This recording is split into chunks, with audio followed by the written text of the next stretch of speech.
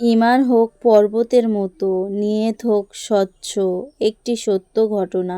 একজন লিবিয়ান যুবক, তার নাম ছিল আমির, সৌদি আরবে যাচ্ছিল হজ করার জন্য।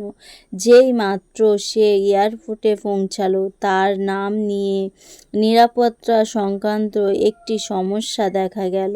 নিরাপত্তা বাহিনীর লোকেরা তাকে বলল, একটু অপেক্ষা করো, আমরা চেষ্টা করছি সমস্যার সমাধান করতে।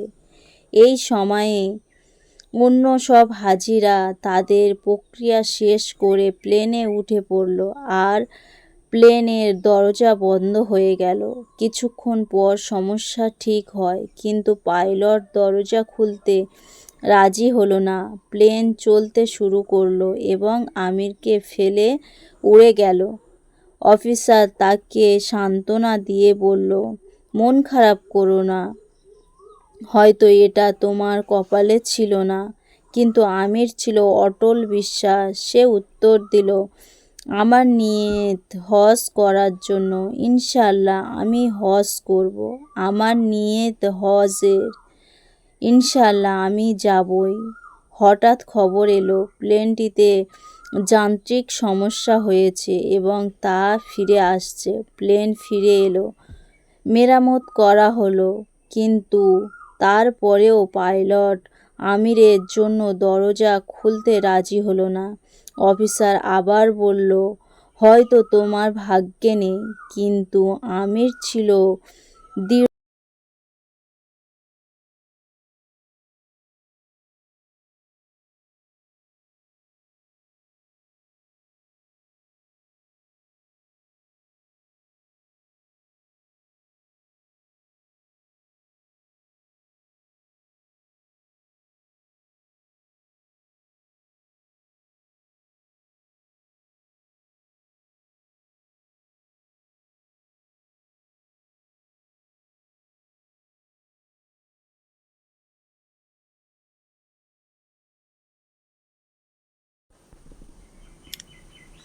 আমার নিয়ত হজের, ইনশাআল্লাহ আমি হজেই যাব। প্লেন আবারও উড়ে গেল। কিছুক্ষণ পর আরেকটি খবর এলো, প্লেন আবারও সমস্যা হয়েছে। এবার পাইলট নিজেই বলল, আমি আর উড়ে যাব না যতক্ষণ না আমির প্লেনে উঠবে। শেষ পর্যন্ত আমির প্লেনে উঠল।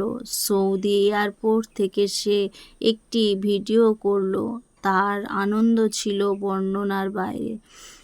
আল কাহার, এই আল্লাহর নামটি আল কাহার, এটি আল্লাহর সুন্দর নামসমূহ একটি অর্থ।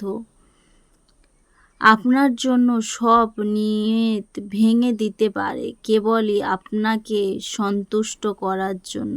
তাই কিভাবে, কখন, এসব নিয়ে বেশি চিন্তা করো না। যতক্ষণ তোমার বিশ্বাস থাকে সে আল্লাহ সব কিছু উপরে ক্ষমতাবান, বিশ্বাস করো তিনি পরিস্থিতি উল্টে দেবেন। তোমার এমনকি অসম্ভবকেও বাস্তবে রূপ দেবে, ইনশাআল্লাহ।